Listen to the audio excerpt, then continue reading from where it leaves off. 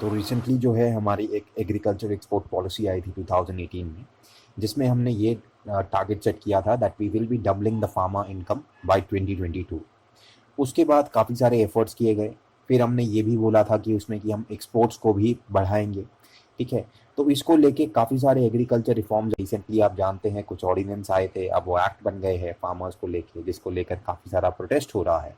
ठीक है, उसके बाद आप देखेंगे अब basically government has to come out, एक कॉम्प्रिहेंसिव एग्रीकल्चर एक्सपोर्ट पॉलिसी हर एक सरकार लाती है और किसानों के हितों की बात करती है, पर ओपोजिशन का तो स्टैंड यही रहता है अपोज करना। ठीक है, और इवन काफ़ी सारे सिविल सोसाइटीज़ भी अपोज करती हैं।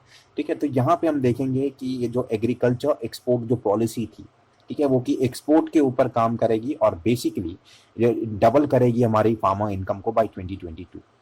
उसके बाद एग्रीकल्चर जो एक्सपोर्ट पॉलिसी थी, जैसे कि आपकी 2022 तक हमें डबल करना है।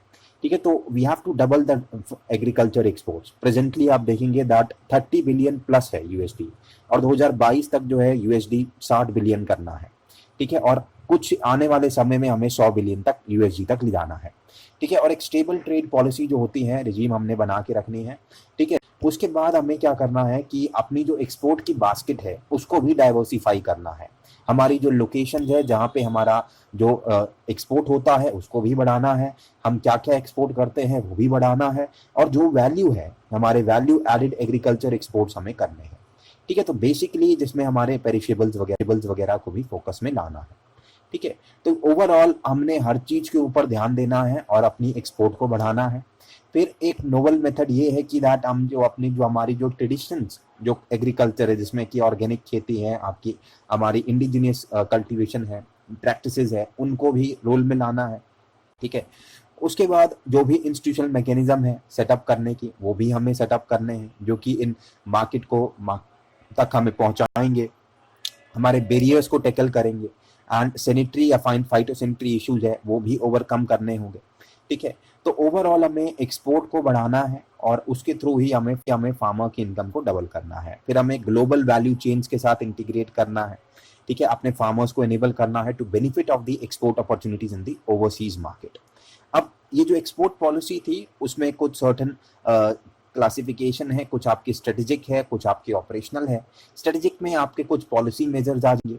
सेकंड, आपके कुछ इंफ्रास्ट्रक्चर एंड लॉजिस्टिक्स के सपोर्ट होता है। तीसरा, आपका जो होलिस्टिक अप्रोच होती है टू बूस्ट द एक्सपोर्ट्स। और चौथा आता है about the greater involvement of the state governments in the agriculture exports. तो ये चार जो है आपके स्ट्रेटेजिक रोल्स हैं, जैसे कि आपकी पॉलिसी मेजर्स, दूसरा आपका infrastructure in the logistic support, तीसरा आपका holistic approach to boost the exports, और चौथा आपका greater involvement of the state governments in the agriculture exports. ठीक है, तो ये स्ट्रेटेजिक हमने बनाने हैं। ठीक है, पॉलिसी के ऊपर, लॉजिस्टिक्स के ऊपर, बूस्टिंग एक्सपोर्ट्स के ऊपर और स्टेट गवर्नमेंट के रोल के ऊपर। दूसरा आता है आपका ऑपरेशनल, जिसमें हम फोकस करते हैं क्लस्टर के डेवलपमेंट को, करते हैं वैल्यू एडेड एक्सपोर्ट्स को, हम ब्रांड इंडिया को हम एक्सपोर्ट करते हैं, प्रमोट करते हैं, अट्रैक्ट करते हैं प्राइवेट इन्वेस्टमेंट को। ठीक है, और फिर आपका एक स्ट्रॉन्ग R&D बेस, और फिर establishment of the strong quality regime. तो ये सारा जो है हमने इसके अंदर किया जाना है, ऑपरेशन के अंदर, स्ट्रेटेजिक के अंदर। ठीक है, कि किस तरह हम एग्रीकल्चर एक्सपोर्ट्स को, अपने टारगेट्स को अचीव करेंगे। ठीक है, उसके बाद गवर्नमेंट के काफ़ी सारे एफर्ट्स रह रहे हैं, अभी भी आप देख रहे हैं रिफॉर्म्स लाए गए सरकार के द्वारा। तो बेसिकली सरकार अपने तरफ से बहुत एफर्ट्स करती हैं। ठीक है, पर it's on all of us to accept it. ठीक है, तो ये सब जो है हम एग्रीकल्चर के बारे में देखा।